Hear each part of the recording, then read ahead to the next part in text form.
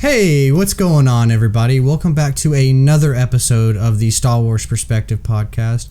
If you're new here, what I do is I find people from all across the Star Wars universe and let them tell their Star Wars story. And today I have on Hannah EMP. How you doing? Well, how are you doing? I'm doing good. Any day, like I say this like every time. Like any day I get to talk to a Star Wars fan, it's a good day. I'm like this Star Wars right now, I feel like is at a really good like peak. We got Lego Star Wars coming out. We just got the Kenobi trailer, which is like super hype. You know, there's a lot of buzz in the air, I feel like, you know. Oh, and there's so much to talk about, and meeting and seeing all of people's perspectives on everything. It's amazing to be a Star Wars fan. I'm not gonna lie. Heck yeah. Star Wars fan right now. So we'll start off with what did you think about the Kenobi trailer? I'm not ready. I love Obi-Wan, so seeing him just heartbroken is just like, oh no. And then seeing him watching Luke and Luke being exactly like Anakin, I know inside he is crushing. Yeah. Because he watched be a little boy, or watched Anakin be a little boy and then grow up and then become Vader, so he's probably freaking out on the inside. Heck yeah. I'm surprised we're getting like, I figured we'd get like maybe like one or two Inquisitors, but they seem like they're bringing out like a good lot of them. I'm like, I was like, we have 6 episodes and then Obi-Wan has to go against Inquisitors and Vader. I was like, that's a lot, man. That's a lot to throw in a 6-episode season, but I'm for it, man. I'm for it. It's gonna be a lot. There's a lot that's gonna happen in a short period of time, but I know they're gonna do it like flawlessly. Maybe not flawlessly, but it's Obi-Wan. Yeah, hopefully as flawless as it can be. I know a lot of people were upset with the Grand Inquisitor, like his design. Yeah. There was a lot of controversy about that, but I'm like, man, I was like, you got to take like, yeah, it might not be like the best design in the world, okay? Like it's not great, but we're getting Inquisitors in a show, and we're getting Obi-Wan, Ewan McGregor, and then we're getting Hayden Christensen as Vader. Like, really, right? That's what you're gonna pick to complain about? Like, that's my stance on it. Is like, yeah, this design could have been better, but we're still getting so much.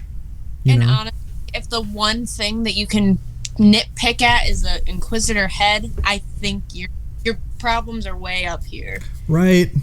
That's a problem. So if that's your only nitpick, there's not much problems that you have to worry about. Heck yeah. Well, that's the same thing with like the Book of Boba. Like I didn't love how the speeder bike gang was designed. Yeah. I thought the concept was cool, but I was like, but if that's my only complaint really about Boba, like, is it that bad? Right. It's reminding also Ahsoka, when people were mad that hers weren't super long like they were in Rebels, but about it's because Rosario Dawson needed to move around in it, so it's more mobility, which an actor's mobility, I feel like that kind of goes up higher than, it looks a little funky. Yeah, for sure. And I think that's probably the same thing they did for the Grand Inquisitor, because his head's like at least like 2 or 3 sizes bigger in like Rebels, and I think we see them in, because the guy on Utapau is the same species, right? I want to say in Revenge of the Sith that Obi-Wan talks to when he like flies. I think so, yeah. Yeah, so like their heads are a little bit bigger, but like he might be like top heavy, like walking around like this and stuff like that, His whole head pops off. Yeah, I thought it was funny because like everybody, when a animated character comes into live action, there's everybody who does like the edits for them. Yeah. And I don't know if you've seen like Coneheads, but somebody edited like the Conehead dude on it, and I was dying so bad. Oh, you'll have to send me it because I know what Conehead is. Okay, I'll send it to you. Yeah, for sure, after the thing. But yeah, man, I what if you had to pick one thing, what would be like the one thing you absolutely like want to see in Kenobi? I want to see. Ooh. I don't know, because there's so many things that I want to see, because I want to see the Inquisitors using their badass lightsabers, and that's just like a little side thing, but like I want to see Qui-Gon I want to see Qui-Gon. Heck yeah. Want him give Obi-Wan a lesson or something, because people were pointing out the little cave scene. Oh, yeah. I know what you're talking about. Yeah. That would be sick. I really hope to see him, and I think it was leaked that Liam Neeson might be in it. I don't remember, though. I could be wrong. Take that with a grain of salt. Dude, I hope so, though. I hope so. But I really, really hope we see Qui-Gon in it. I feel, or at least like at the very least, like a narration, right? Like I feel like he's got to show up like somewhere, you know. He has to. Firstly, it's Obi-Wan's thing. It's Obi-Wan's whole show. The one person who trained Obi-Wan was Qui-Gon. So we have to see him. Fingers crossed. Heck yeah. So the first question, I went straight to Obi-Wan because I'm just super hyped about Obi-Wan. But the first question I usually ask people is, what got you into Star Wars?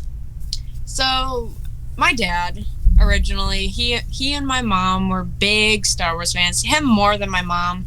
So he had Ewok Village, the original AT-ATs, the little flip sabers. We had a bunch of figures. We had a whole room of it. So I just kind of grew up around Star Wars. So it's been super fun. And then I got out of it for a second, but I wasn't like super big into it. But then the sequels came out, so I was like, I gotta get back into Star Wars, man. Like, this is cool. And then, well, here I am. Nice. If you had to pick, I think I'm judging by your background, I might know the answer to this one, but you might surprise me. I don't know. What is your favorite thing about Star Wars? Besides, well, I'm thinking lightsabers for my answer. I don't know what's giving me that, though. Yeah, I'm not quite sure either. I figured it would be something like that for some, maybe just like through the Force. I thought that, you know, but who knows? It might be. I don't know. Oh, but yeah, I love lightsabers. That's my thing. Heck yeah. So that's kind of where I originally found you, was TikTok. What kind of took you down that road of like, were you always fascinated with like sabers and spinning sabers, or was it something that you just kind of grew into and you're like, oh man, I really love this? Like, what kind of got you going with that? So I had TikTok as like every teenage girl did, because I was a senior in high school. Yeah, I was a senior, and I scrolled across. I was just going on TikTok, and started getting Star Wars videos, so I started liking them. I came across Carly King, official Carly King, Big Daddy Yankee. That's one of my best friends. I love her. She's great. She's a badass with the saber, man. Right? Mm-hmm. She's amazing, and she inspired me to do any of this. So I saw a video of hers, and she was on, I think it was the one where she was on the beach spinning a lightsaber, and I was like, there's no way that's real. Like, they don't actually make lightsabers like that. There can't be. And then she was posting which ones she bought, and I was like, I gotta buy these. And then I went down the rabbit hole of tutorials, and then I went on Carly's page, and then Michelle C. Smith. And then here I am with all the spinning. No spinning background at all, to knowing how to spin a lightsaber, kind of pretty good. Right on. Yeah, that's so cool. I would definitely say you're probably one of the people who inspired me to, because I got that Imperial one, and I got that, and that's straight up because I was like, I know who's good with sabers. I know who uses has 10 of them, or however many you have. I was like, oh, ask her. Yeah. So I'm about to start my journey with trying to learn how to spin a saber properly. I may or may not be in the process of making an Anakin cosplay for Obi-Wan. So I gotta get my spins down. I gotta get the Annie-Obi down. I love it. I was just looking over at my Anakin cosplay while you were saying that. It's hit my phone. But yeah, no, I posted a couple of tutorials. So if you need any help, just let me know. I think I have the Obi-Annie tutorial, the windmill tutorial, and then I think I have just one of my flow tutorials. So I think it's like going around into the windmill and then doing an Obi Annie and then throw, I might have that up. I don't know if it got taken down. It might have, though, for dangerous acts. But I know for sure. Yeah, I'll definitely go and check all that. I'm gonna be a researching fiend, because like my thing is I can do like the where you spin it in the front. It's like the back when you twist it behind, like that. I just like I don't have that rhythm down. You know, that flow down yet, and that's what I got to get down. You know. So so that is so difficult. But when you're going and doing it, it's you literally turning your wrist. So while you're saber, you're spinning it like this. Oh, it's so much easier when I have a saber. Yeah, an actual lightsaber. Yeah, when you're spinning it, so you'll go down like this. So you'll do a whole spin, and while you're pointing it down. Ah, wait, how do I do that? Okay, that's how you do it. I had to think. Wow. Well, it's hard when you slow it down too, because I'm like, oh, I was like, I get it when I can watch the video and then I'll slow it down. I'll be like, yeah. So that's how honestly it took me forever to get this one down. But when you're going down, so you'll go down, and then you'll push it, and you literally whip your wrist. So this is gonna do a circle, but the ending of the circle is going like this. Okay. It's super difficult, but once you start to get it down, because it's mostly, if you watch just this end, you're dragging it and just doing a circle, but pulling it. So you're just pulling your wrist forward practically. Okay. Quick little tutorial with my Maul saber. Yeah, no, I need to. So would you suggest like maybe for somebody who's kind of getting into it, training with like a saber with like the staff already on it, or would it be easier to kind of do what you just did where it's just the handle and just working on the handle movement? I recommend the staff with the saber attached to it. Mm-hmm. That also helps with the momentum. Plus it's way longer, so you have to get used to the weight. And with the blade moving down, it really helps you move it. So like with this is kind of difficult. But learning with this, it drops it easier. So it's mostly you need the weight, is right. what I'm. That makes sense. But then you'll get doing it sitting down. That's like a whole nother. That's like a whole nother thing. You're trying to do it sitting down. No, if I would have had it. There we go. Good enough. Nice. It's better than I can do standing up, so. Tons and tons of practice. I've been doing this since June of 2020. Yeah, that's a long time, man. It's a long time to practice saber spinning. So if you had to pick like a favorite saber out of either like your collection or just like in general, like throughout all of Star Wars, what is your favorite saber? So if I chose from my collection, there's 3 that I'd choose. 2 for the looks, and then 1 for sentimental value. But these ones are my favorite character hilts.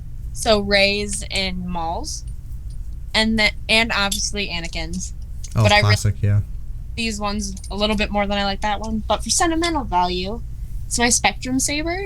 Oh, yo, that's sick. It is my first NeoPixel, and it was a gift from my boyfriend for Christmas. Nice. It's my favorite by purpose. Heck yeah. No, that's sick. That's cool.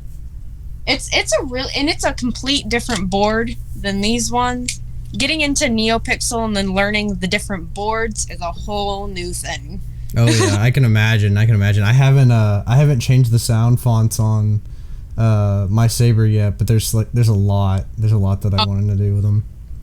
I have this one. I have a Youngling font on it. Yeah. I think you showed us last time. I was like with the little kids, like Dude, that is so great. And that one is for Profi. And then I put it also on my Golden Harvest, or I didn't put it on my Golden Harvest, but I put it on my CFX. So there's a bunch of different boards, and then you have to program it differently depending on the board.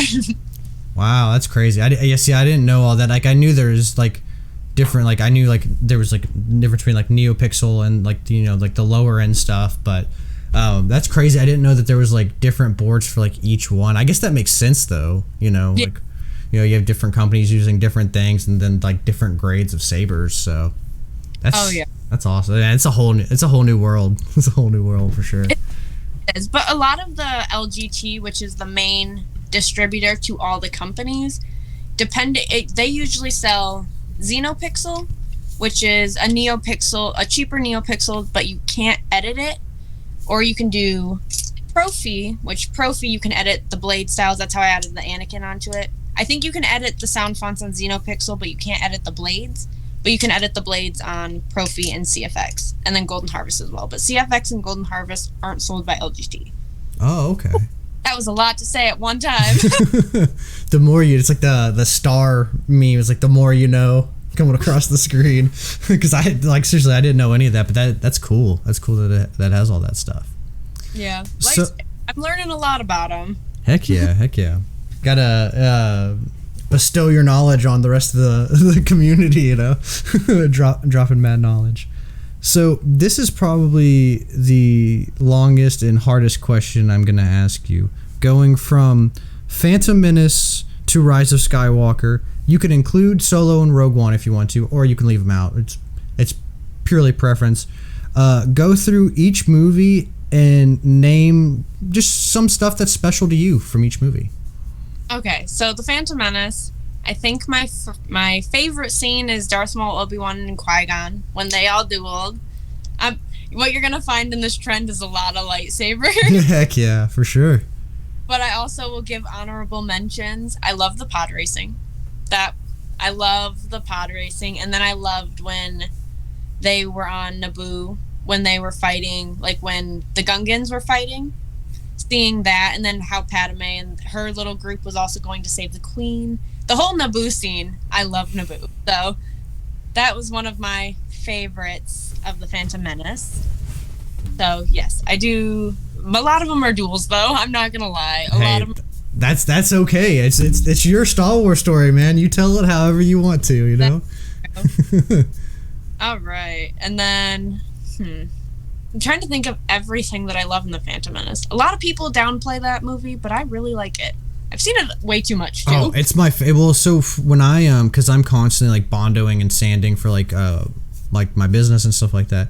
That I've noticed that's the movie I go to the most for when I'm working, like in the background. Right. So I think I don't know if it beats Revenge of the Sith because I've seen Revenge of the Sith like an ungodly amount of times, but it's definitely up there with that.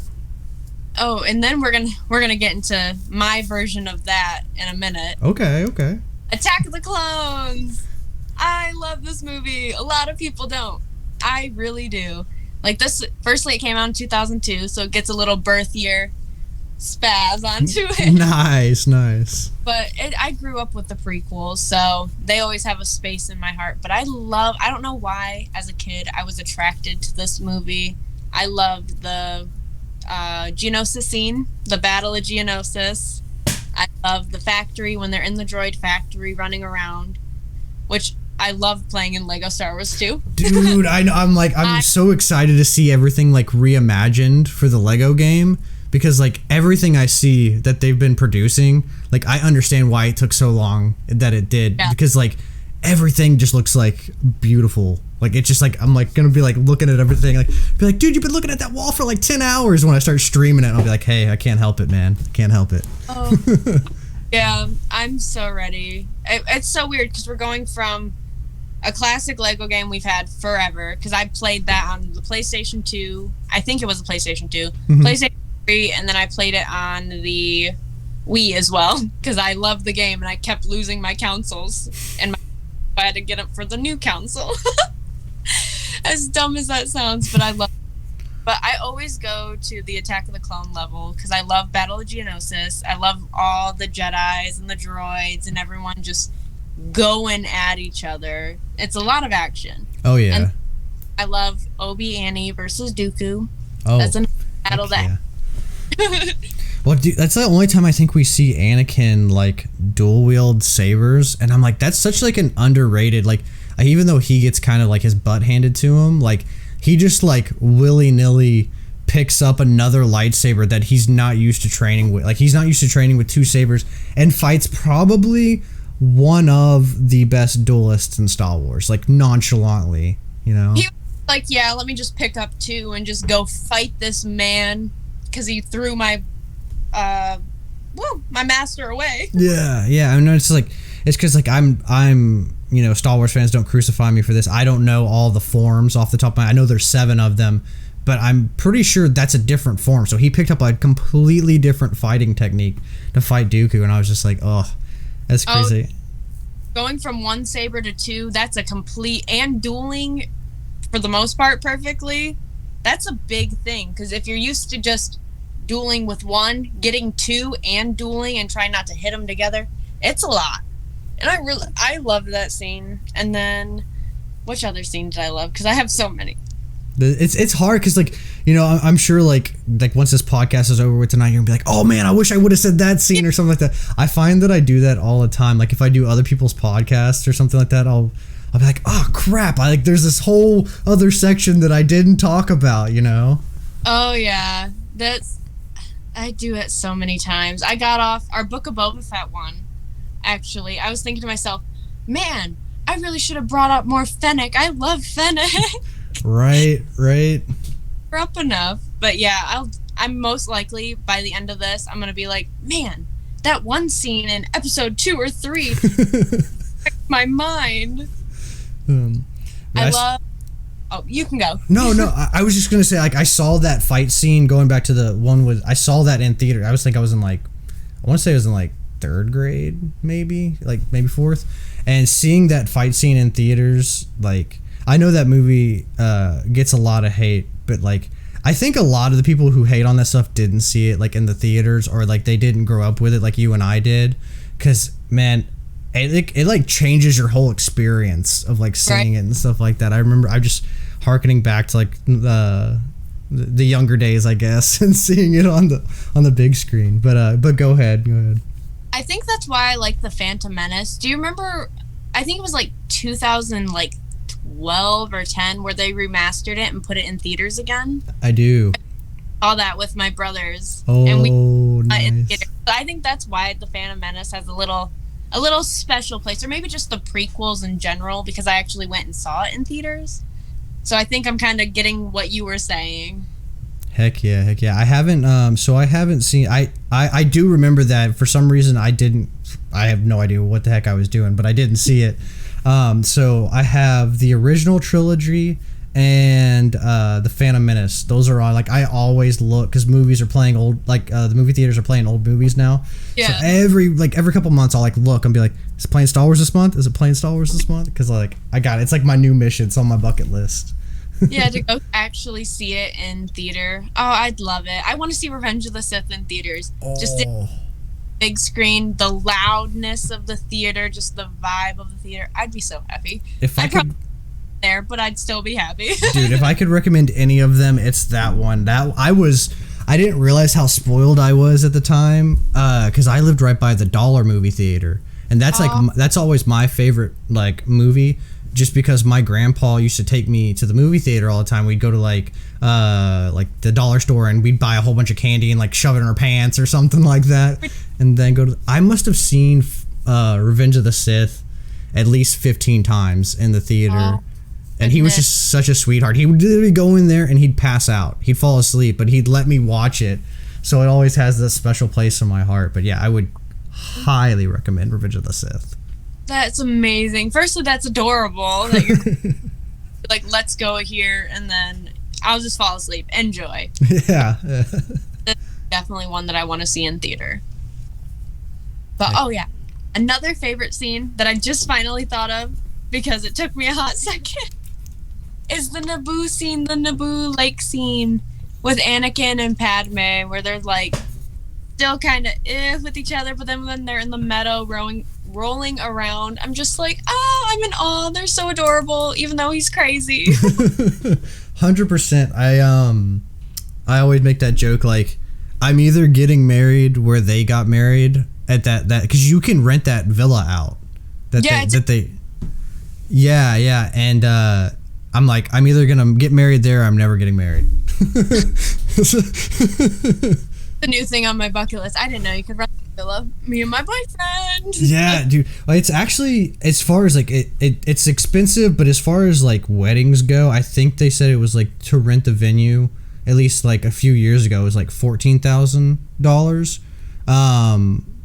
Which, like, in the grand scheme of planning weddings and stuff like that, that's not very much. It's pretty low on the low spectrum, but I'm definitely doing it.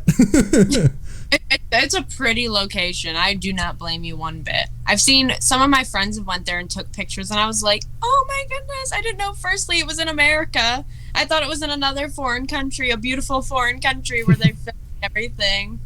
I was like, I could actually go to Naboo for a second. But yeah. Around in the meadows, I'm like, oh, it's so durable, and they're away from everyone for a split second, and then he admits he's crazy. And then he wants to destroy everything. Yeah, it's tough. It's tough.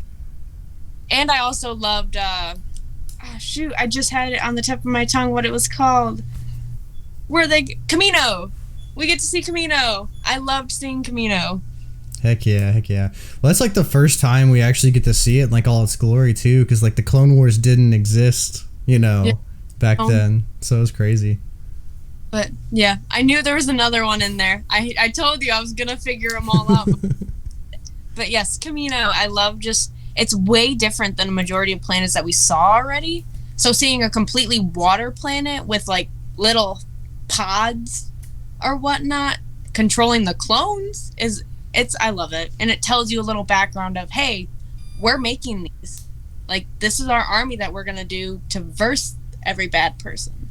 Because they have droids. We have humans. Kind of. Heck yeah. All right. Now it's time for episode 3. Dun, dun, dun.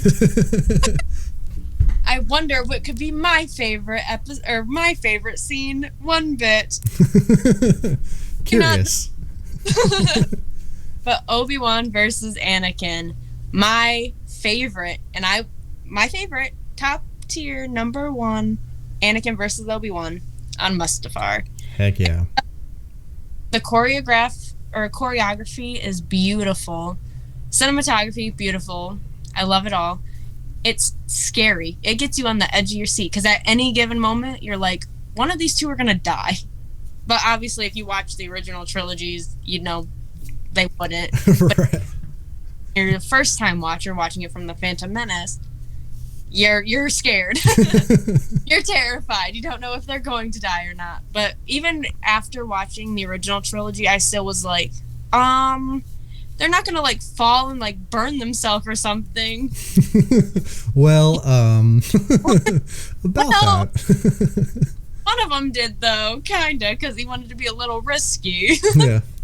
He got lightly toasted. Marshmallow, little roast. Yeah, every time I see that scene, I always think of the Lego Star Wars. I know, harkening back to the Lego Star Wars game, but like that gave me so much anxiety too, because like the thing that he like the thing that falls and he like runs and jumps to like in the fight of Obi-Wan, like that's where you start in the Lego Star Wars game. And if I fell into the lava once, I fell into the lava like 50 million times because everything's sinking while you're hopping, and so much anxiety. I hated the one where you had to run toward you. I've played that game so many times, so I can just tell you everything about it. Yeah. You talking about the one with the pits where they fall, like you have to like kind of zigzag? Oh my god, I was like 8 trying to play that, and I couldn't ever get it. I had to always get my older brother and be like, "Hey, beat this for me," because I can never do it. But yeah, when you're running and they're just falling, I always fell into the lava. I could never jump over it, or I think I was a smartass who could jump over it, and obviously. That game stressed me out so much. Heck yeah. But it gave me that same sort of anxiety that you were talking about, like watching it and, seeing like, like what's going to happen, Right. But yeah, that's just one of the many beautiful scenes of that movie, and just sad scenes, I would say. Dude, so sad. When he yells, he's like, "You are my brother, Anakin." I'm like, I feel like somebody stabs me in the heart every time. It's that one new like TikTok audio where it's just huh. Yeah, exactly. That's exactly what it is. And I didn't appreciate when I unloaded my saber for the first time and played the first sound, and that was the first sound, and I was like, how are you gonna do this to me? Like, I'm all like super pumped about getting this saber, and then I just hear, "You are my brother, Anakin," and it has like the music in the background. I'm like, ugh. When I first was getting into the like Xenopixels and the Neopixel, the new updated ones, oh man, when I heard that, I was a little heartbroken person. I was like, no, it can't be. I was like, cool, they added Obi-Wan, but out of all the Obi-Wan quotes, it was so sad. And then it plays Battle of the Heroes, I think, if you twist the hilt. Oh man, it's sad. It's a sad little sound fun. Oh, that movie just gets you in the feels, man. It's great, and at the same time, it's like, it's not. It's like, I'm like, I'm ready to be hurt again. And then Dave Filoni over here is just like, hey, let's throw as many Order 66 scenes at you as possible. You know, let's make you relive all those moments. Every show, he's just like, hey, remember that one time? Back when? Because I know it's going to happen. I'm like prepping myself now because I don't see how they couldn't show that for the Obi-Wan. Like, you're going to throw in Boba Fett and you're going to tell me that you're not going to throw a Revenge of the Sith, like, Execute Order 66 scene? Like, it's going to happen for sure. Yeah, plus when he was like, I don't remember the exact words, so I'm quoting but not quoting. When he was like, it's over. We've lost the Jedi. It was like, oh no. Dude, I literally started tearing up. He was like, we lost. And I was like, no. I was like, no. And then I got smacked in the face by Duel of the Fates and everything came back to life. I was like, oh. My goodness. When I heard that, every like hair on my body went poof and just stood up. I was shaking. I was like, do you guys see? I was like, there's no way they're going to show Darth Maul or anything to do with them. This is insane. Oh, stabs you right in the heart a couple of times. Star Wars loves doing that. Oh yeah. Well, they I know we're going through the movie rankings, but there was a report that said that there was a leak that Maul was originally going to be the villain of the Obi-Wan show before it got I think it got rewritten a couple times. And like, there's a part of me that's like, damn, man, that would have been really cool. And then on the other hand, I'm like, but then we get Hayden and Ewan back, and I'm just like, but that's still just as cool, you know? Yeah. So, who knows? We might even get a little bit. They could like do like because I think this happens like 10 years or like 5 years after Revenge of the Sith, and then I think the fight between Maul and Obi-Wan happens like 10 years later. I want to say. Because Obi is old when they fought on Tatooine, so I don't know, but I heard that leak and I'm pretty sure it's true. But a part of me is like, are they saying that because they want you to be a little surprised? Because why did they play Duel of Fates? That's fair.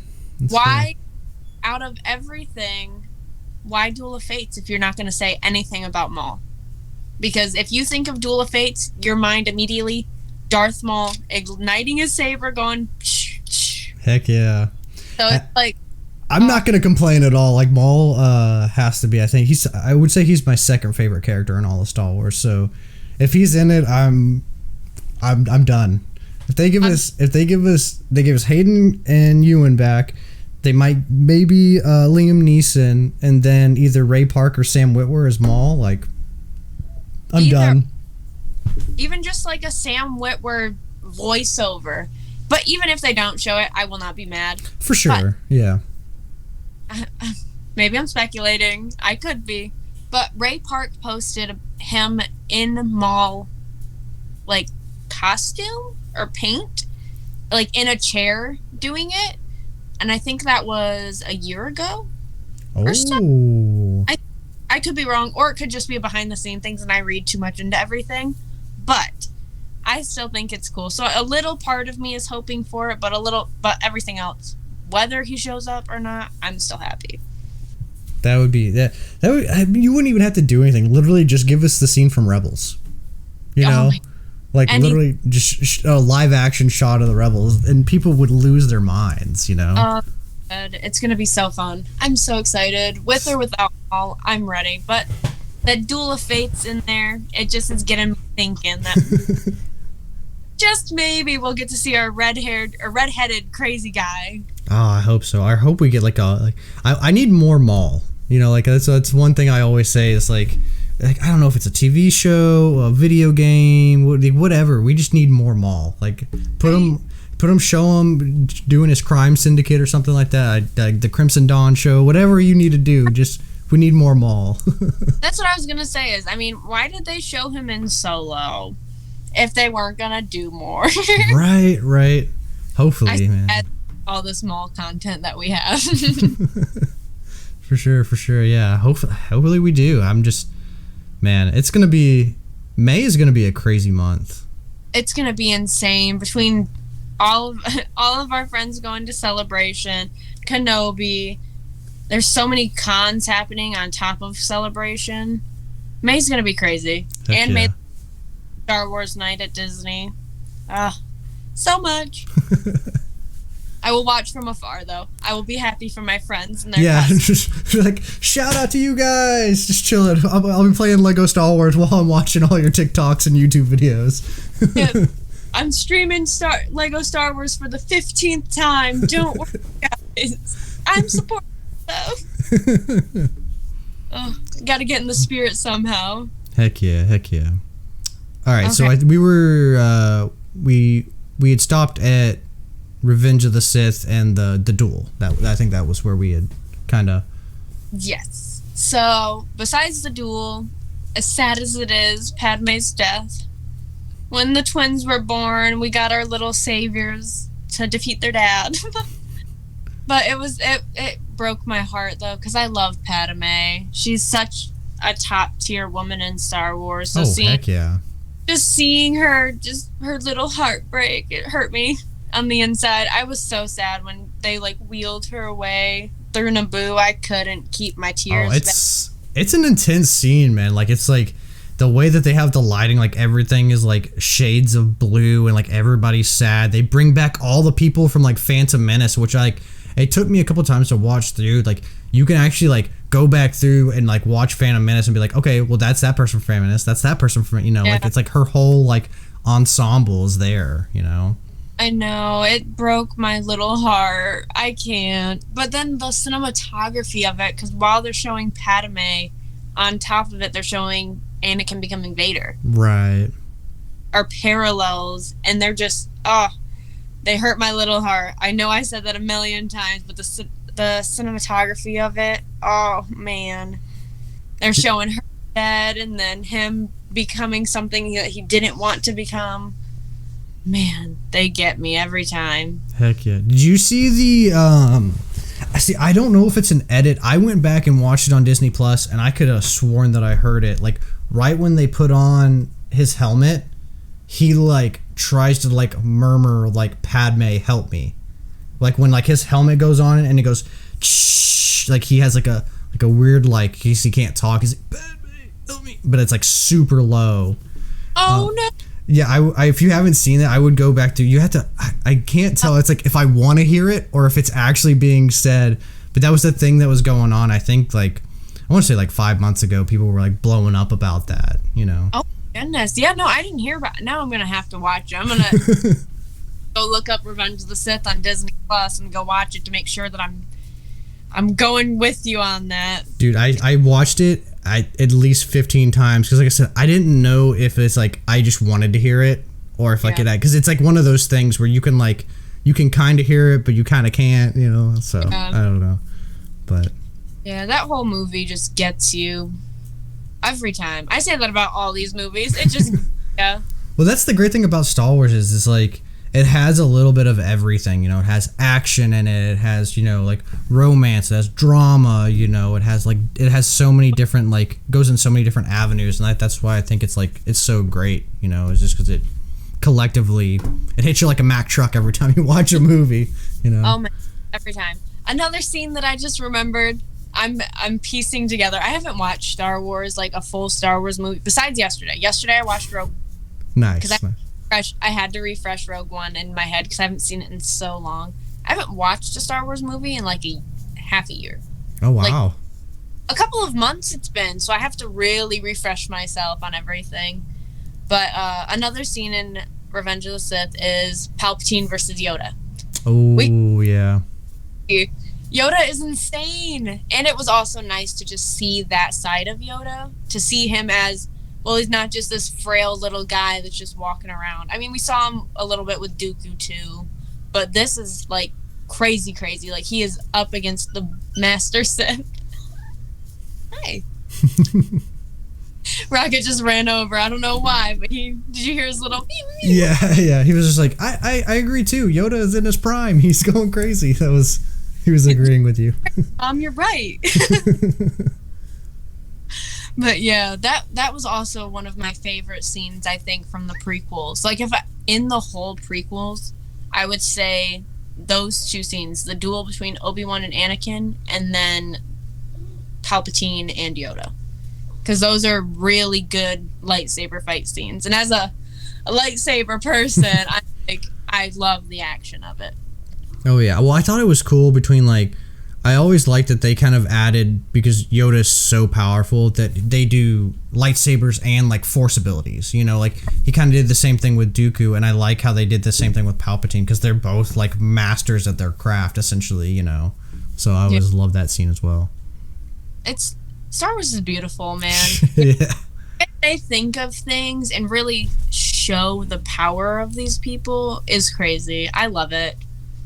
Star Wars always has a place in my heart, obviously. Right. I feel you. Yeah, I was like, I couldn't tell by our background, so we don't like Star Wars. What is this? No. Oh, tell you what a Star Wars is. Oh, it's great. All right, next movie. I'll say I love Revenge of the Sith. That's my top two. Revenge of the Sith is like fighting for one, but Empire Strikes Back is up there too. Oh, that's another great one for sure. Yeah.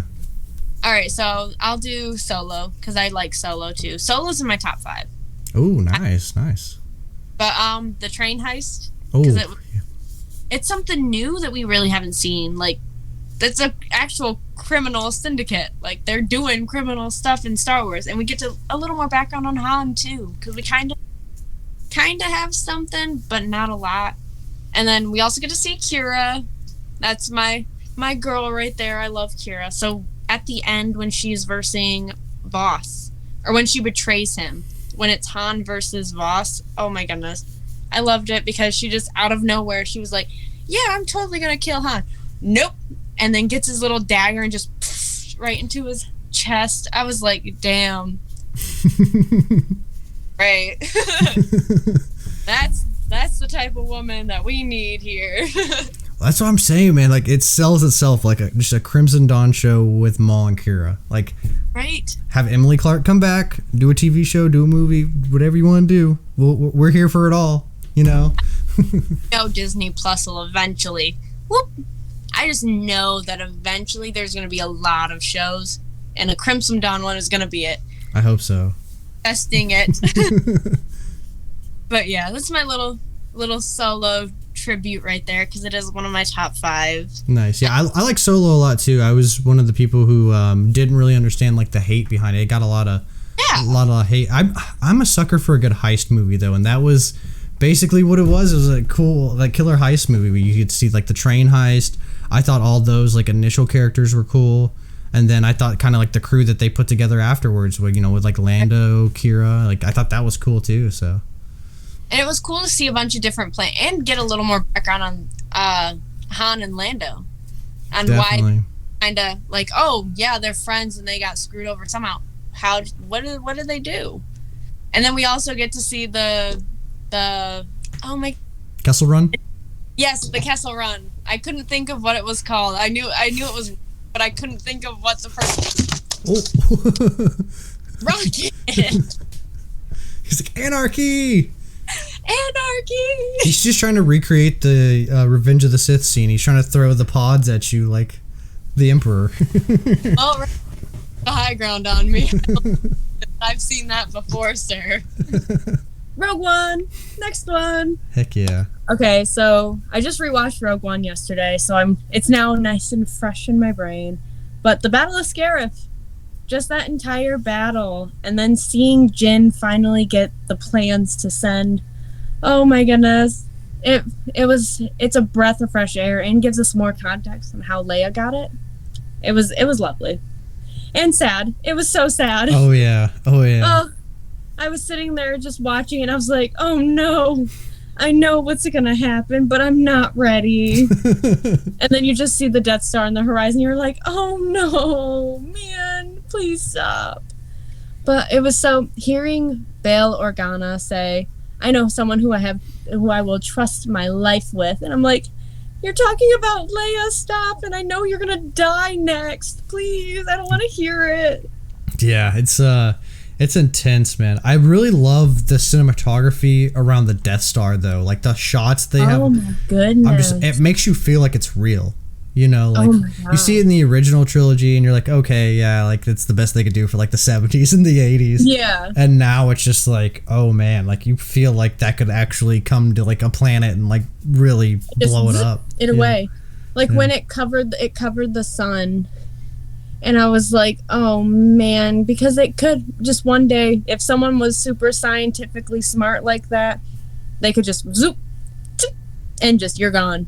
Yeah. And the way they portray how it's falling over when they're trying to get out of it, when K2SO and all of them are trying to go away from, I think it's Jeddah?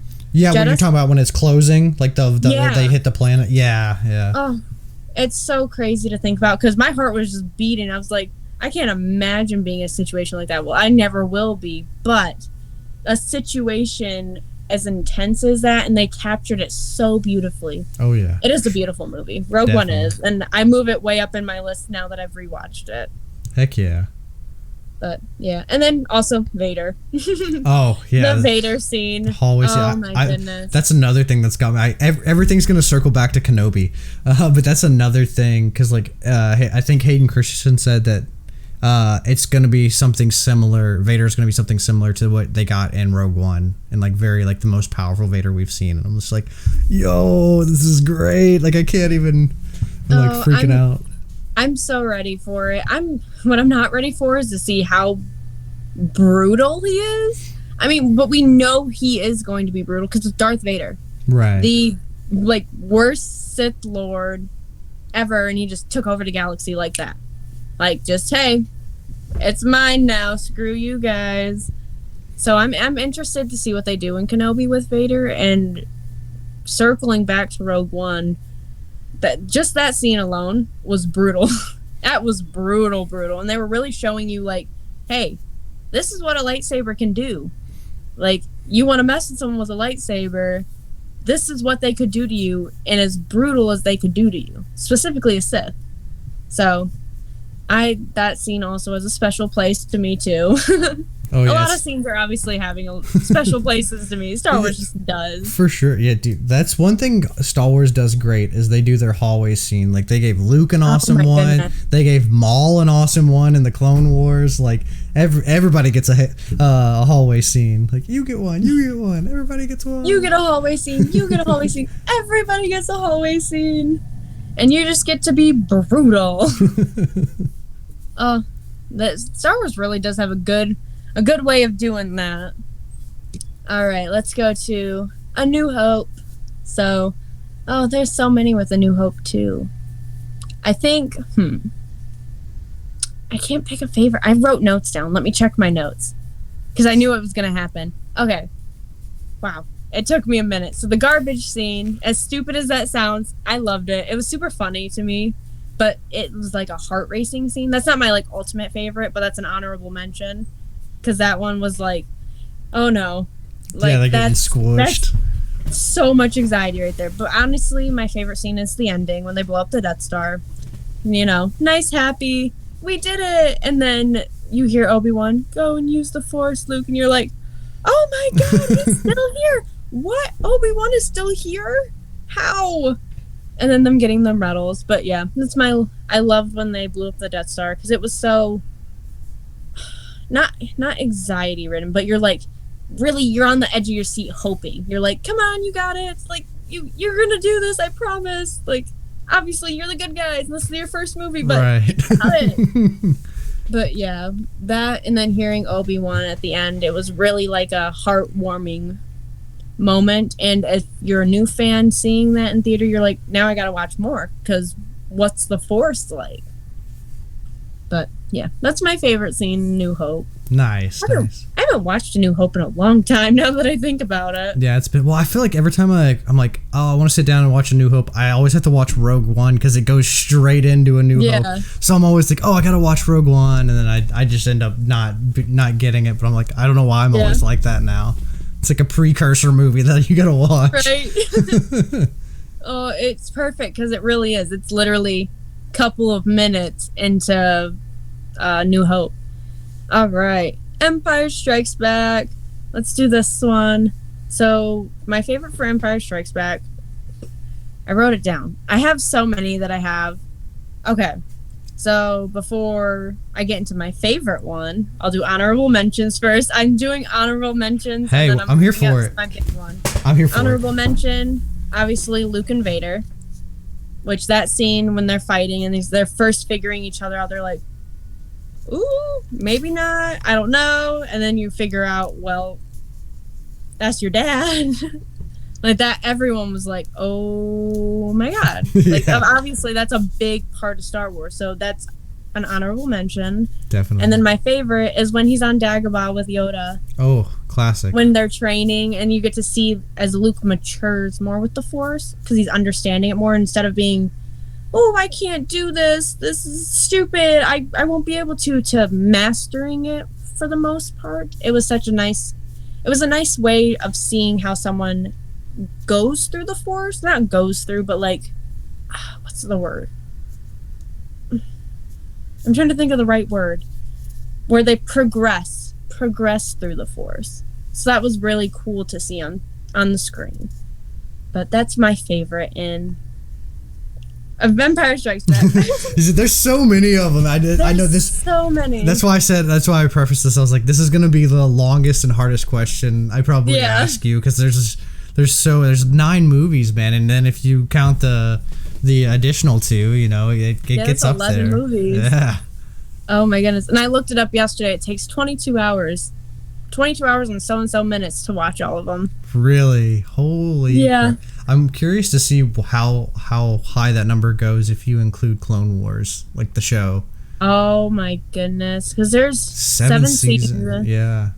There's about 20-ish, 30-ish episodes. And like 20 minutes per episode roughly, but like I'm not gonna attempt to do that math. Yeah, no. It's a lot. Of doing the math. It's like 400 times 30.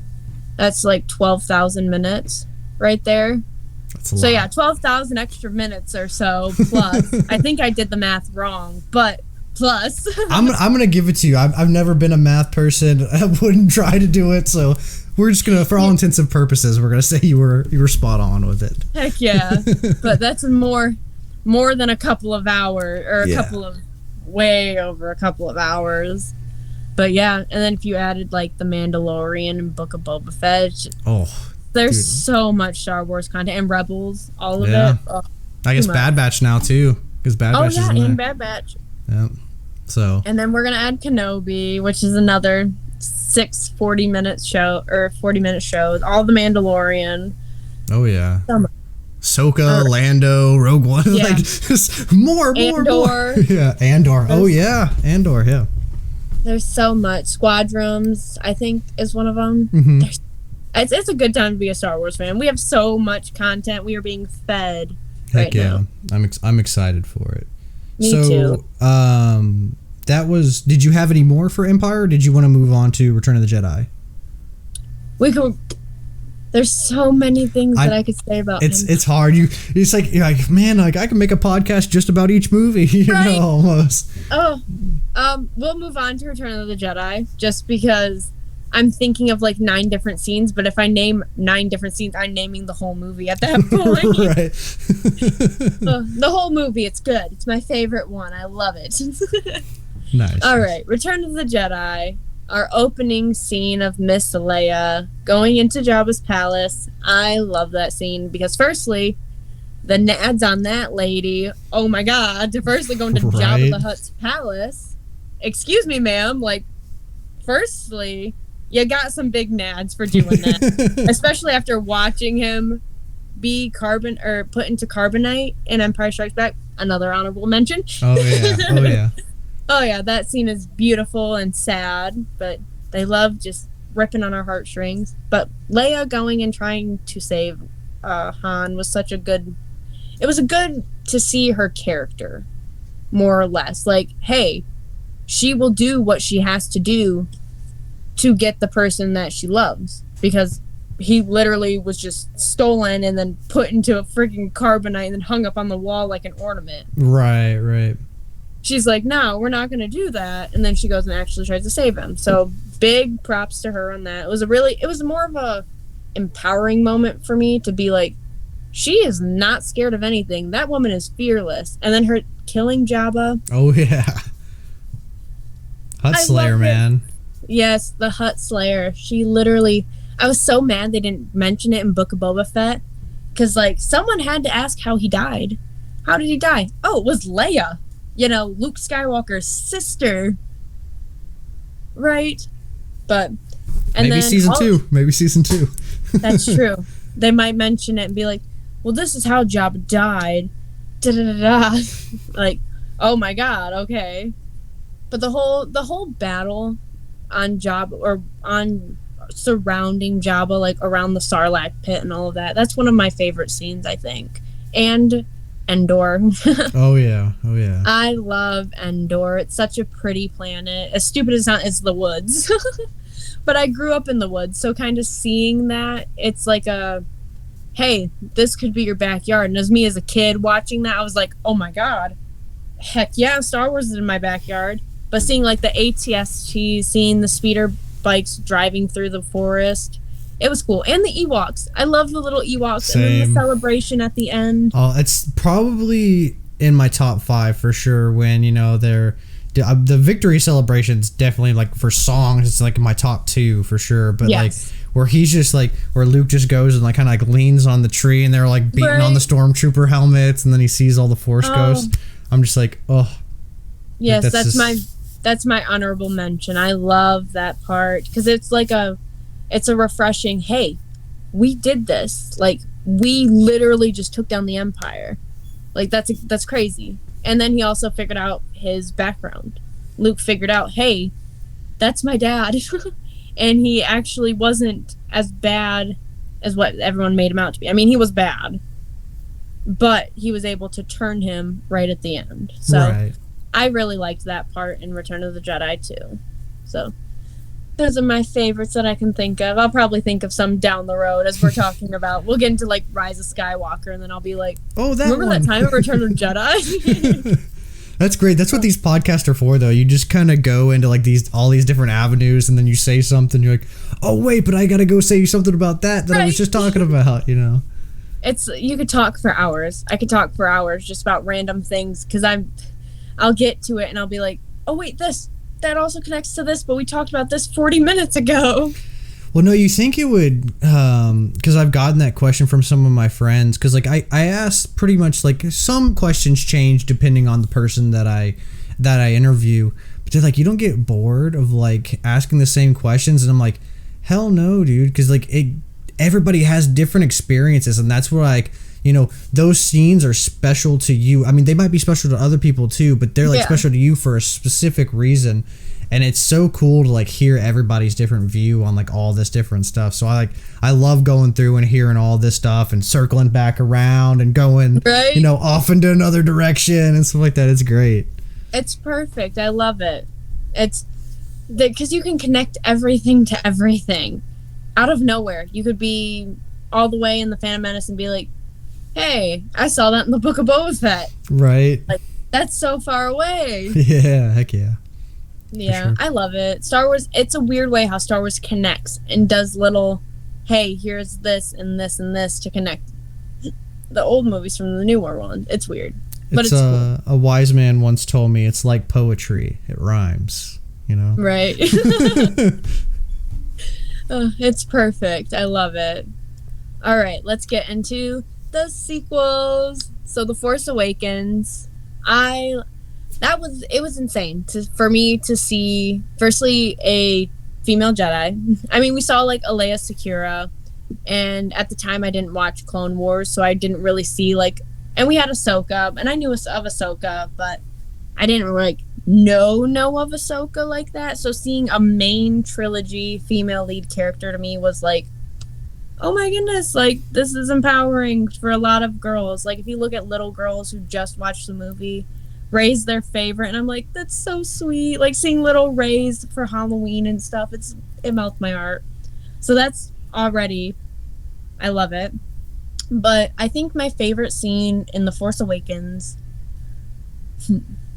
would be, I think it'd be the forest scene where it's Finn and Rey versus Kylo. Oh yeah. Because Jesus Christ, you get to see Finn use a lightsaber, which I'm so sad that they strayed away from that. Me too. I wish, if I could have a couple of wishes, that would be one of my changes, is seeing more potential with Finn in the Force and seeing Finn connect with the Force. Or hopefully we get it possibly in the future, you know.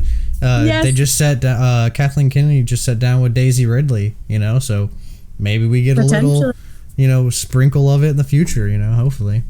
I really hope so, because I love Finn and Rey, and I want to see more of Finn as a Jedi, because like even in like the Lego specials, they talk about it, they hint at it, like the little Lego Star Wars like Christmas special, I think. I haven't watched it yet. It's on my list, but I haven't watched it though. It was so funny. I love the little Lego things because they're so stupidly funny. Mm-hmm. But they hinted at like Finn being a Jedi, and I'm like, you little shits. How are you gonna give me it in Lego form but not canon form? You asses. But yeah, I loved that scene. And then you think Rey's dead. As messed up as it is, you think Rey's dead, and then she just, out of nowhere, when she pulled the lightsaber from the snow, I was shocked in theater because I went and saw it in theater. Mm-hmm. And I was just like, she knows how to use the Force. What?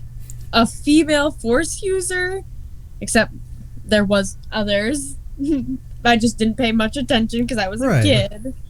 But no, that's what you were introduced to, which is cool, you know? Yeah, like I was introduced the prequels more so, but like my own trilogy that I was old enough to see and understand in the theaters were the sequels. So to me, that's their little spot that they have on me, is I got to see them in theater and seeing a different, more modern version of Star Wars. So I get to see it like looking fantastic. Right. Crazy good. Oh yeah, I mean, I think you know, because there's definitely a divide between people who like the sequels and like people who don't like them.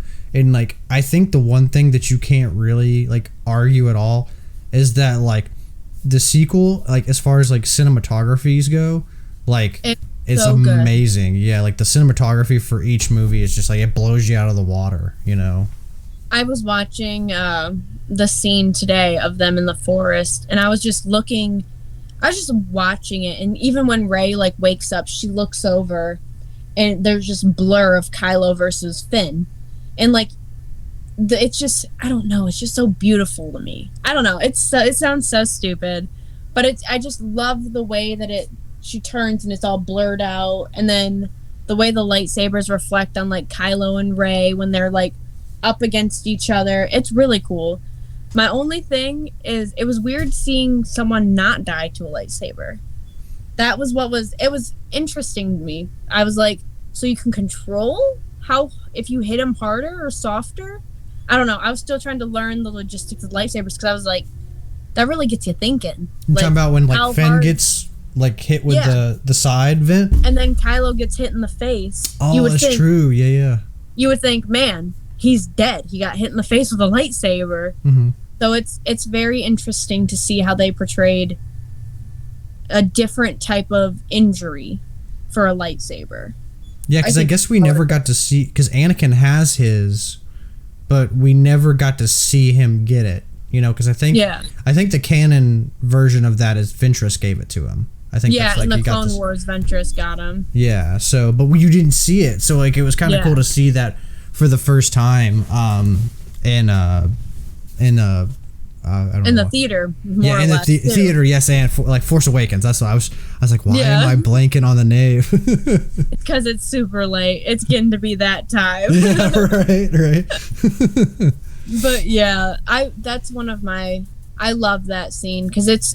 I will say, as much as people hate on it, and we just literally said this, but the cinematography and the fight scenes are so good. Mm-hmm. Like they are beautiful. And the sets too, like they actually like built those sets. They're not like right, because like that was like my biggest thing with the prequels is as much as I love the prequels because like the prequels are my favorite too. I really was like kind of drawn back. Like that was one of my things is like they just CGI'd everything, and like I understand George wanted to build like ILM and build up his studio and stuff like that and push it to the limit. Which hey, cool. I'm no complaints here. But I like how they brought back some of like the props and the puppets and things like that. And sets, you know, I thought that was really cool. The cinematography of it is really good. And then that brings me to my next one. My honorable mention is when they're flying the Millennium Falcon. When like Rey first gets it. Mm-hmm. It was crazy to see like, hey, she's never flown before, so she's kind of trying. But to see the Falcon just flying, it was nice to see the Falcon again. That was my thing, as I loved seeing it. Like, that one's garbage. The garbage will do. That's piece of junk. Oh, I loved it. All right, we're taking the space junk then. One ship you wanted got blown up. You got to turn and do the space junk. Oh, it was a good call. It was a good call. And then seeing Han and seeing Chewie and then Han passing. Oh, yeah. That's that was a heart ripper right there. For sure. I will say that scene, I was a little teary-eyed. I was like, not Han, man. That's the original 3. Yeah. Well, I was sad because like I was like, man, that like destroys any room for like Han, Luke, and Leia like reuniting on the screen. And I was just like, no. I know. I just wanted them to reunite one more time before they passed. I was like, please. And then he died, and I was like, no. Yeah. Oh. And then it brings us to The Last Jedi, which I think, I could be wrong because my sequel, I haven't watched the sequels in super long. I think The Last Jedi is when we see Leia training? Or is that Rise of Skywalker? That's Rise. Is that Rise? Mm-hmm. Okay. Honorable mention for Rise of Skywalker. Shout out. Oh, don't worry, we'll get to it. The Last Jedi. I loved when they were on Kate, I think, or Crate. Hang on, I have it written down. Yep, Crate. When Kylo was versing Luke. Oh yeah. So he was testing him, and I really liked to see, firstly, the new ability of how he didn't even have to be there, but he could be there. Yeah, that's crazy. So it was super cool to see that, and then obviously the throne room. That scene is so badass. I'm not gonna lie. Yeah. One of my favorite Star Wars scenes, not one of my top favorites, but definitely top 5, is that throne room scene when Kylo and Rey just killed Snoke and they're versing all of the knights. I think they're the knights. I don't think they're the knights. Praetorian guards. Thank you. Yes, the guards. I was like, those aren't the Knights of Ren. Those come in Exegol, which is also gonna happen when I talk about Rise of Skywalker. But yeah, that throne room scene, seeing firstly how brutal they are with lightsabers, seeing Rey literally split someone in half practically from the chest up. Firstly, brutal as hell, and then seeing that on screen and in Star Wars in the real like abilities of a lightsaber was insane to me. Oh yeah. So yeah, and then her and Kylo just were badass as hell. So I was like, this is an all-around badass scene. And seeing them kind of come together, and then her just being like, nah, bro, I'm not gonna join you. I'm not gonna be a Sith. I want to just do my own thing, practically, because I don't want to be a bad guy. But that was that's my favorite. And then the Luke on crate was also the honorable mention. Heck yeah. I thought that scene, because I had like rewatched it. I like just got done like rewatching like all the Star Wars movies. Like I think it was like last week, and that scene, that throne room scene, I think means a lot more now that I've seen Rise of Skywalker, because to me, the fact that they're a dyad, which was like, to me, one of the coolest things about the sequel for me personally, is the dyad. And just seeing that scene and knowing that they're a dyad in the Force, it just like, the scene was like here and now it's like here. Like it raised it like a whole nother level. I was like, that's so cool. They're like two who were like one in the Force, you know? Right. And just seeing them literally kick ass and work perfectly together while doing it. It was really cool. And like you said, now that you've watched like Rise of Skywalker, seeing it makes a lot more sense. And you're like, okay, now it makes more sense. You guys are one. You guys aren't two. You're one now. But yeah, and it's crazy to see the new weapons too. Oh yeah. I'm a sucker for new weapons, especially plasma weapons. So heck yeah. When they split their little staffs into like the whip thing, I thought that was super cool and badass. There's just so many things in Star Wars. Oh yeah. And in the sequels that I really liked. And seeing like new perspectives of things, I guess would be, or modernized. I don't know how I'd explain it, but 2010 worthy of. But yeah, that's my favorites of Rise of Skywalker. I'm so excited to get to Rise of Skywalker, obviously. Clearly, because I keep getting the two mixed up, but The Last Jedi. Right on. All right, and now to our final one, The Rise of Skywalker. My honorable mention, Leia as a Jedi. Oh dude, finally. And seeing her lightsaber too. Oh my goodness. And just seeing her as a Jedi, because you would have to think, being the sister of the most, or being the daughter of the most powerful Sith, and your brother being the most powerful Jedi that just took down the most powerful Sith, you would have to like question if you had the Force in you. So seeing Leia train was really refreshing to me, I think, because I've always wanted her to be like a Jedi. Same. I wanted to see Leia with a lightsaber. Like I was like, Luke, yeah, we got him. Han, he's got his gun. Leia needs a lightsaber. Definitely. And then honestly, her saber is so beautiful too. That's one of my favorites. I'm so mad I don't have the hilt, but it's such a beauty. I love it. So seeing her as a Jedi, it's copper and silver, or is it copper and gold? They have two. They have a copper and rose gold one, and then a copper and silver, I think. Okay. Or it might be a silver and rose gold, and then copper and silver. Yeah, it's copper and silver, and then rose gold and silver. Ah, okay. Yeah, her they knocked it out of the park with her saber. I felt like that was like, I didn't even know that, like, I had no image of like what Leia's saber would have been, but I see it now, and that's exactly what it's supposed to be. Like, you know, yeah, like that's exactly it. It's personally, wow. Excuse me. It's been a long day, obviously. Yeah, for sure. I feel that. But no, seeing it, you're like, that belongs to her. That is made specifically for that one person. And it's so beautiful too. Just like her, it's graceful and it's beautiful and I love it. And I love the design. It's not quite a newer design, but it's also a unique design. Because seeing the long neck like Luke, and then seeing it kind of has like an Anakin down, but not as like thick or bad. Chunky, yeah. Yeah, not chunky either. It was a really nice, pretty hilt. But yes, seeing Leia as a Jedi is definitely my honorable mention. Heck yeah. And then my favorite scene is the Battle of Exegol. Oh. Firstly, yeah. I thought everyone was going to die. Yeah, right? I was on the edge of my seat. I was like, we are losing Poe. We are going to lose Finn, Rose. They're all going to die. And I was like, firstly, Palpatine, go screw yourself. I hate you. Go away. But then when Kylo was versing the Knights of Ren, that was super cool. I'm like bouncing all over the place. You're good. You're good. It's all one scene, but there's so many scenes inside the one scene. Oh yeah. But sure. Yeah, seeing everyone from the rebellion go to Exegol, I was like, this really is our last little hope.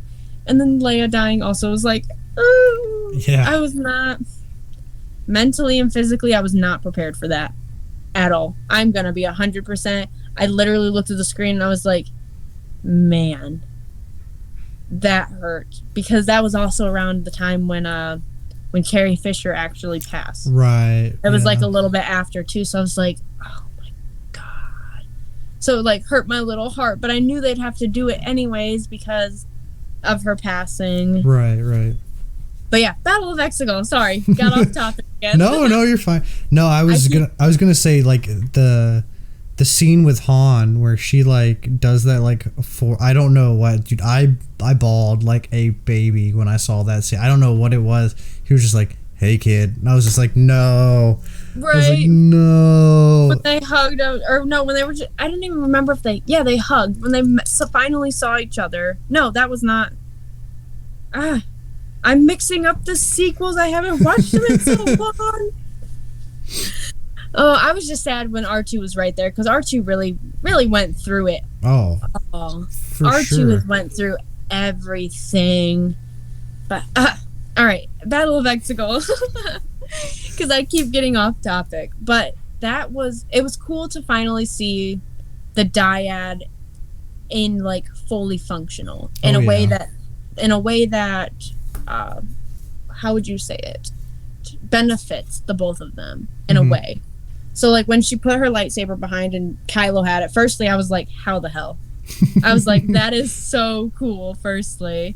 And then when she pulled out Leia's saber, I was like, okay, now it's really getting serious. Because at first I had to watch it a few times before I realized that's Leia's. Like it took me, I wasn't really paying attention that much, but now that I'm like a saber focused person, I was like, wait a minute, that is Leia's. I don't know what I thought it was when I first watched it, but and now it's clicking to me that it was Leia. Not now, but a couple of watches through. Yeah, I got you. But yeah, seeing that scene and then seeing Kylo go into more Ben was really, it was nice to see a redemption. I think is what I would say. I agree. And seeing, instead of a Sith dying or just being, oh, I'm big mean man, it's more of, hey, I can change. As I would like kind of put it, as like, hey, yeah, I can change for the better.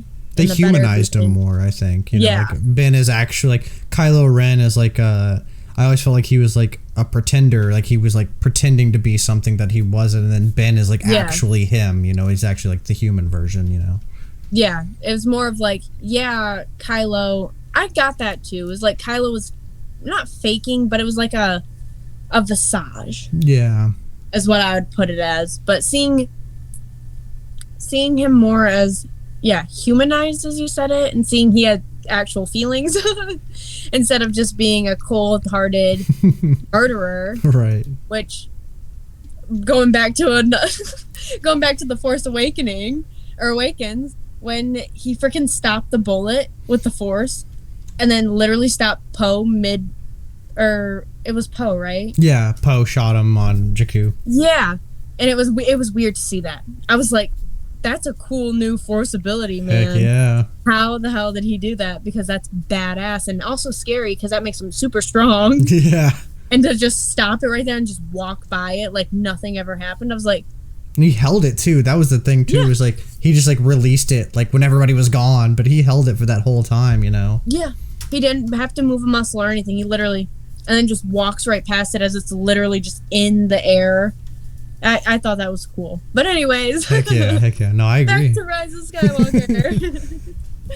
But yeah, and then seeing as how they were one with the Force, as in one of them had to survive to save, or one of them had to die to save the other. It was kind of like a full circle. Mm-hmm. I don't know if is that the word, but it was nice. So. With all of their things that have happened between the two of them, it was sad. It was so sad because I wanted to see more of Ben and like seeing a redemption. Like he had his redemption, but I wanted to see humanized after. But at the same time, some people would be like, that's boring, but I'm a sucker for those type of movies anyways. It's like the afterwards of everything. For sure. But yeah, I was a little sad. I was like, man, they really just they killed Ben right after he got his redemption. I was like 2 seconds. We get like 2 seconds of Ben, and then he's gone. Yeah, I was like, he really just turns to the light side, gives up on all of it, and then he dies. But he dies to save Rey, and it was like, oh, man, because he knows that she can do so much more. Mm-hmm. But yeah, it was nice. And then it's like, that's the end. Like, there's our last hope in the Force, as I would put it. I would say is Rey is like the last. She kind of brought peace. Mm-hmm. That's the whole goal of all of Star Wars, was to bring peace, or at least peace and balance. Yeah, for sure. Yeah, so seeing that was cool, and then we also get to see Rey's lightsaber. Honorable mention. Right, that was the only thing that I was mad. There was two. I wanted to see the Force Ghost actually talk, like there with her, talking to her.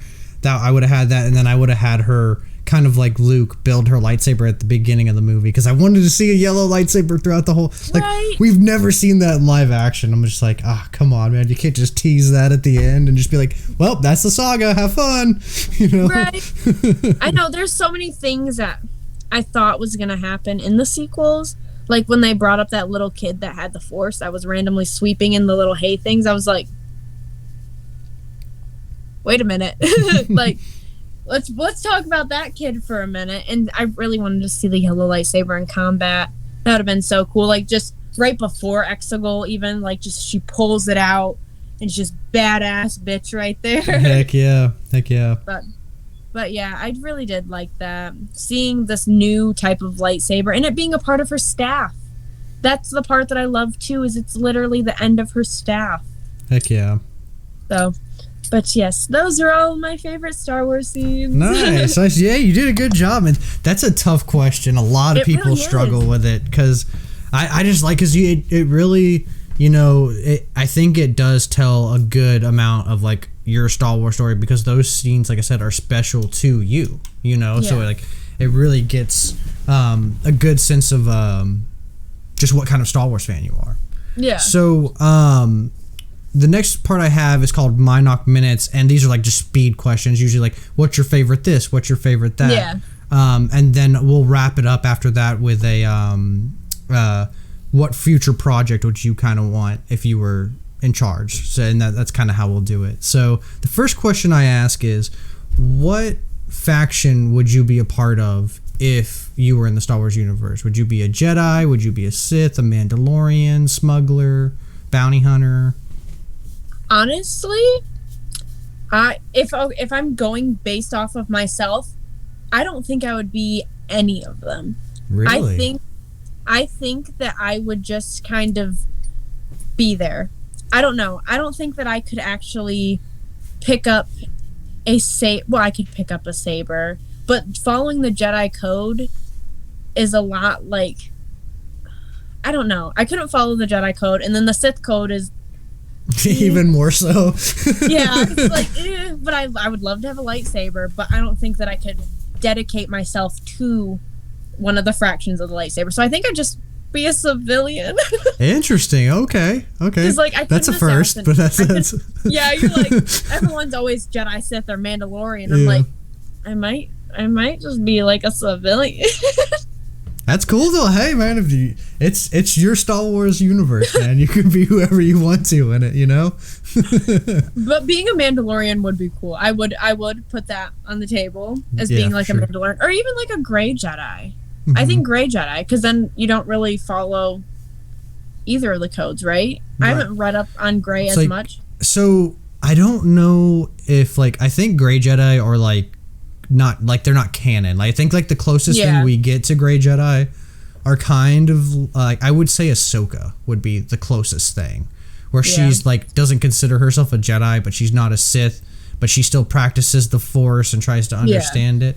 Maybe Qui-Gon, but I would say even Qui-Gon's more of a I think he leans more to the Jedi as a Jedi than Ahsoka would, but yeah, no, that'd be cool. I mean, just to kind of maybe study the Force, but not pick a light side or a dark side. You just kind of study the Force, so to speak. Yeah, I'll pick that over civilian. Yeah, there you go. But yeah, I feel like, because if I had the types of powers of the Force, I couldn't use it for bad.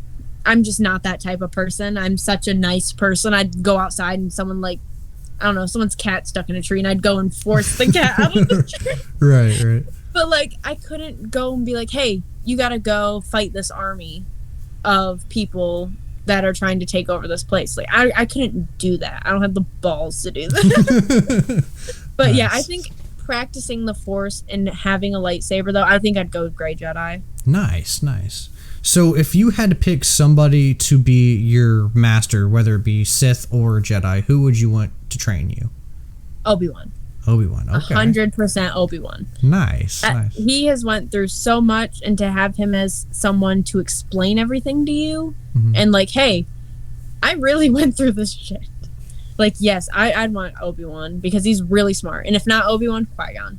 Nice. 2 solid choices. Right.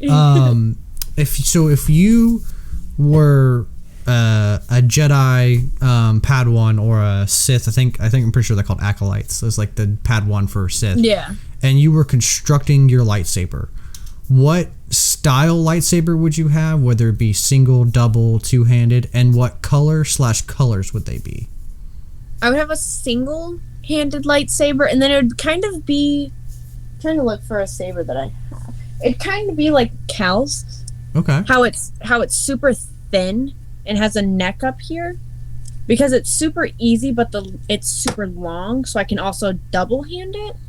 But I just like the hilt style of it. It's super thin, and then I also like the emitter up here. But I really like the thin neck of it, and then the longness of the hilt. So I guess I would say like a Cal Kestis lightsaber. Okay, cool. More so. I mean, his lightsaber is pretty freaking sweet, man. Right, I love it. And then I think the color that I'd probably want would be yellow. Ooh, either yellow nice. or purple. Yeah, those are the two. Those are the two really cool. I thought I was like the only person who really loved purple lightsabers, but as I interview like more and more people, I think you're like the 15th person I've interviewed. Like a lot of people have said purple, and I'm just like, I'm not alone. Yeah. It's such okay. I'm also kind of biased because purple's my favorite color, so that also adds into there. But like a lot of my videos. Oh, excuse me. A lot of my videos, I do use a purple lightsaber.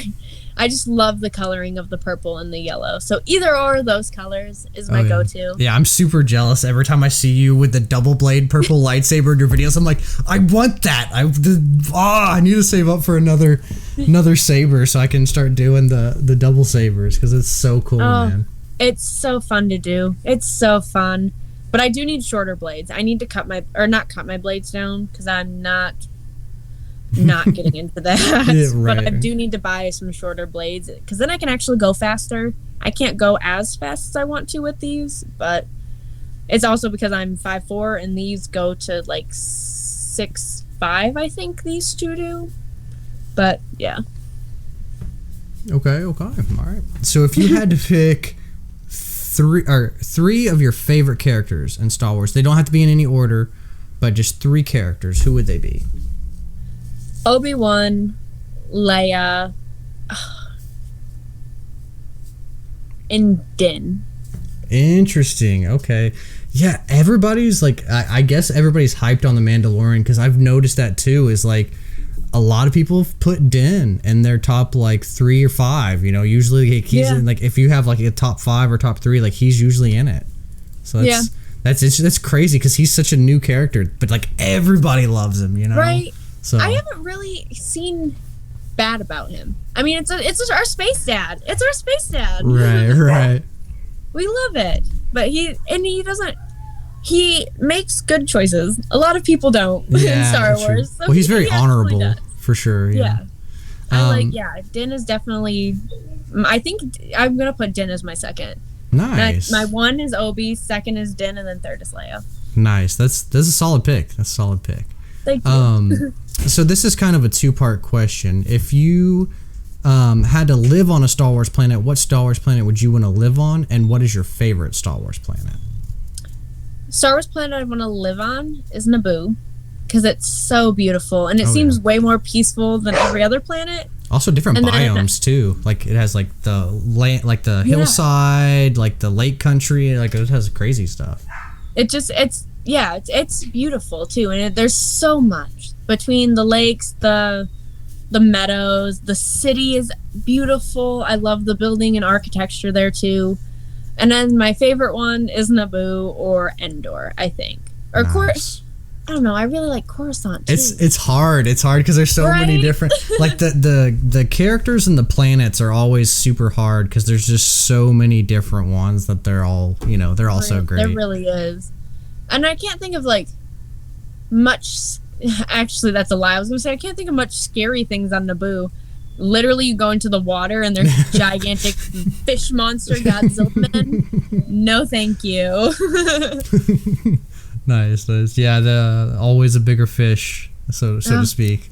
There's always a bigger fish. So I was not lying. So if you had to have a Star Wars creature as a pet, what Star Wars creature would you want as a pet? Ooh.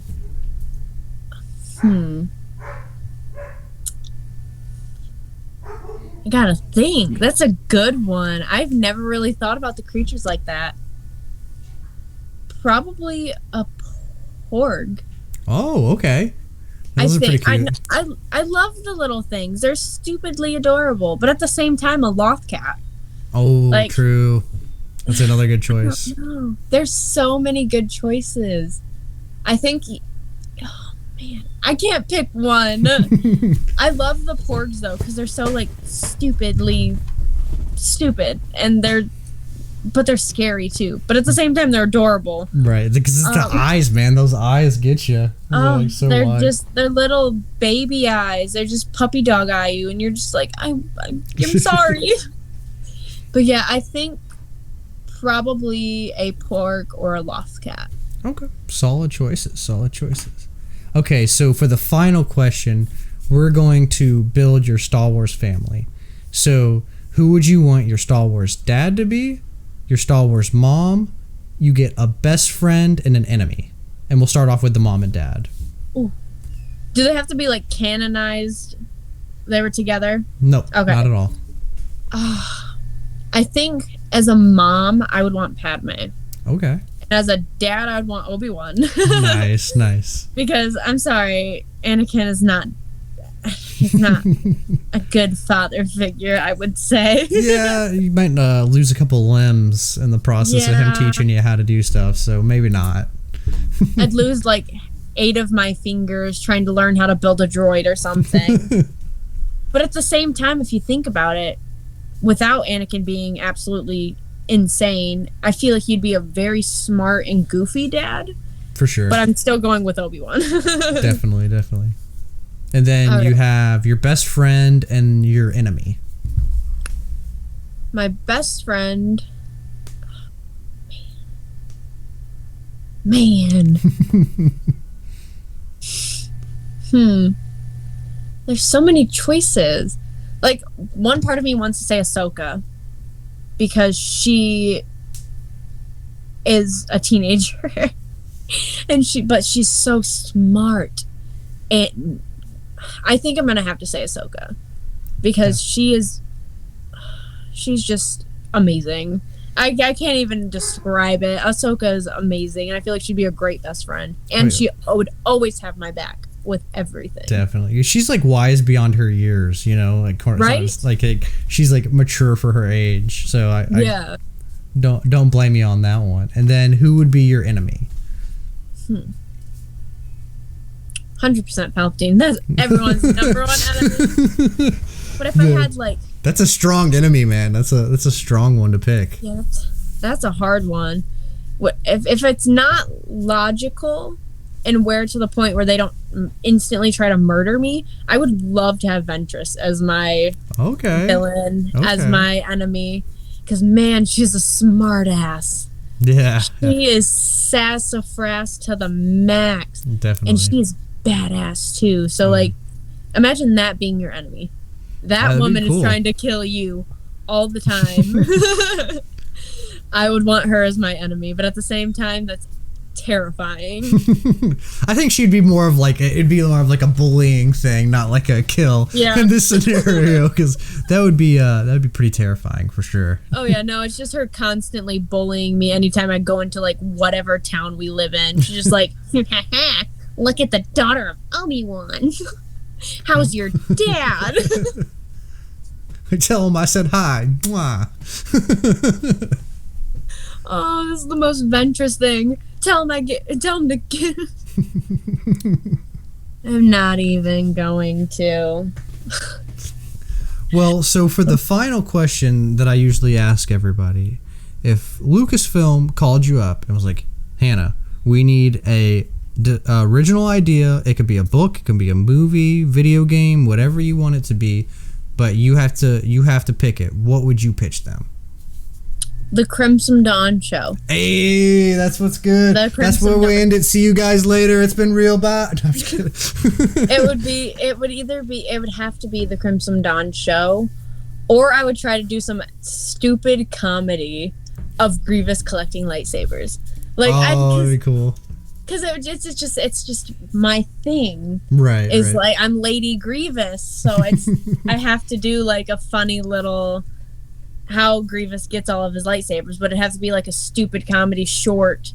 Yeah. But no, the Crimson Dawn TV show and like Kira, seeing Darth Maul, Kira, I want to see like what they would do, like what missions they'd have to go on, and seeing Kira, like some backstory. How did Kira get brought into this? Like, I know they have a book of it, but to see it in live action and to see Amelia I can't talk, but you know what I meant to say. Yeah, for sure. Well, thank you for taking the time. I mean, I think we stopped the first one at about, I think it was almost at an hour, and then this one's at 50 minutes. So it's been a good, decent podcast. So thank you for taking the time and coming on. Did you want to drop any of your social medias for the listeners? Oh yes, of course. Also, thank you for letting me come on here. It's been fun. And it really got me thinking. Right. I did not think I was gonna think this hard. But man, it really refreshed my mind too about how I really need to go watch some more Star Wars. right. Kind of figure out more favorite scenes of mine. But so my socials, I have my TikTok, which I just hit 60K on. It is Hannah.EMP. And a lot of people ask me what that means. It's my initials, my made-up initials that I made when I was in high school. It is my real initials, but the M. But a lot of people say Empress, too. So I'm like, yeah, we'll do that. That could totally work. Yeah, for sure. So much cooler. And then I have an Instagram. It's Hannah's, with an S at the end, .EMP. And that's close to 30K. So whenever I get to 30K, I'm doing a giveaway. Not sure what yet. Might be a lightsaber, probably. Knowing me, it's my thing, so potentially that is in the options. But Hannah's.EMP is my Instagram, so go check me out. I'd appreciate it. I'll leave all the links down below as well, so they can just click down below too. So, perfect. But thank you for being on, and if you guys have made it this far in this video, thank you for watching and tuning in. And as always, may the Force be with you.